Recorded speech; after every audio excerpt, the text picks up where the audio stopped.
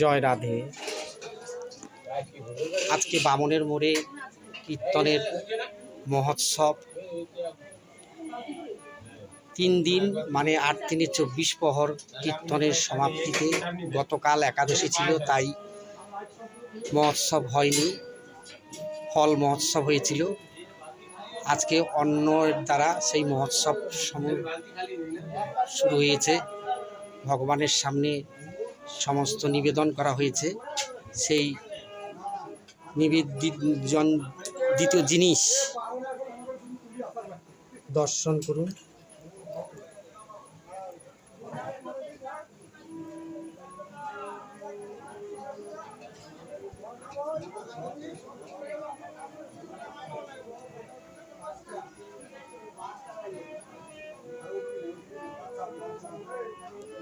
মহোৎসব, এবার প্রশ্ন হলো মহোৎসব কাকে বলে এবং প্রসাদ কাকে বলে?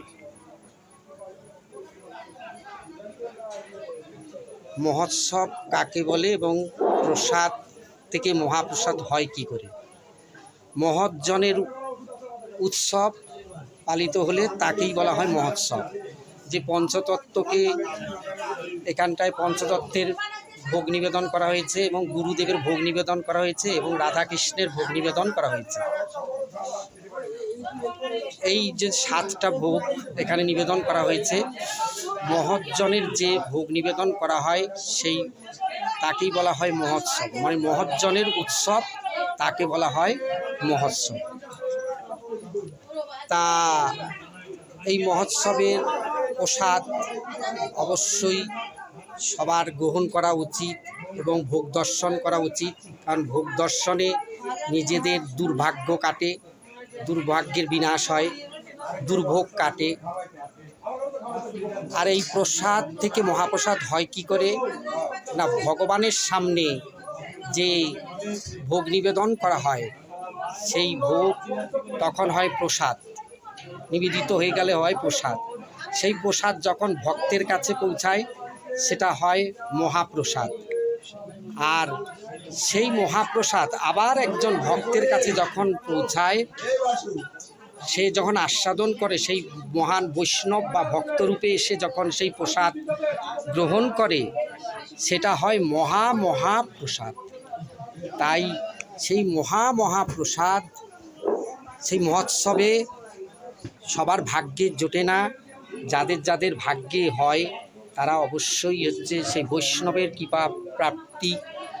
বৈষ্ণব নামে রুচি জীবে দয়া, বৈষ্ণব সেবন ইহা বিনা ধর্ম নাই, শোনো সনাতন। মহাপ্রভুকে সনাতন গোস্বামী প্রশ্ন করেছিল যে ধর্ম কাকে বলে, তখন সে বলেছিল বৈষ্ণব সেবা হচ্ছে সবচেয়ে ঊর্ধ্ব।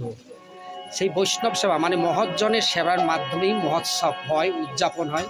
সেই মহোৎসব আজকে উদযাপিত হচ্ছে বামনের মোড়, মানে কাকদ্বীপ বামনের মোড় স্টেশনের পাশে।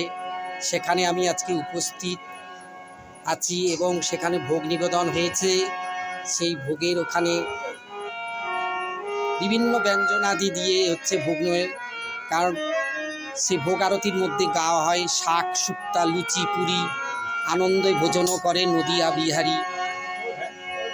সেই শাক শুক্তা লুচি পুরি, দুধি দুগ্ধ ঘিত ছানা, আরও লুচি পুরি, সমস্ত কিছু দিয়েই এই মহোৎসব। সেই মহৎজনের মানে সেই পঞ্চতত্ত্বের গুরুদেবের এবং গোবিন্দের ভোগ দেওয়া হয়েছে।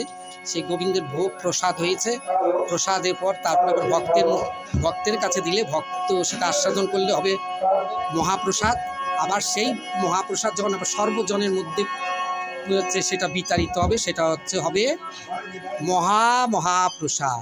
জয় জয় সাধু গুরু বৈষ্ণব গোসাই প্রমানন্দে। হরি হরি বল মন হরি বল।